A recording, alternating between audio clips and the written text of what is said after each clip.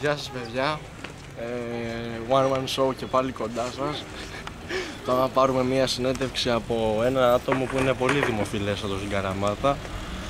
Τα επόμενα θα τα δείτε, πάμε. Μην περνάς, μην περνάς. Έλα, σήμερα. Γιώργη, μην έρθει. Γεια σας.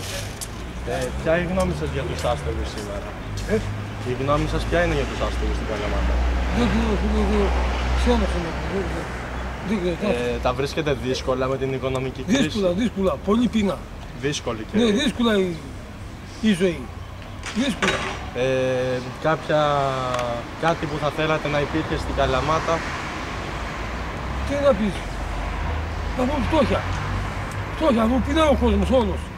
Δεν υπάρχουν και δουλειές? Δεν υπάρχουν και δουλειές, τίποτα. Να, ορίστε.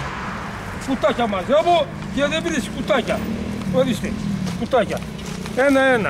Ένα κουτί και δεν το βρίσκεις κιόλας. Δεν το βρίσκεις. Πολύ πείνα. Πολύ πείνα, πολύ.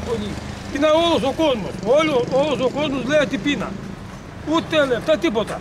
Σοφάνε, εγώ πέρασα εχθές το βράδυ από εκεί, τα πόεμα και λέει μια γυναίκα, λέει για την Καλαμάτα, και είχα ψωμάκι στη τσάντα. Ναι. Και λέει, μου κόβει μια μπουκάλι. Αμέσως, έκοψα μισό καρμπέλι. Ναι. Όχι, είναι μια φετά, λέει, όχι, του λέω πάρ' το και φύγει. Αυτό είναι, φίλε, αυτό.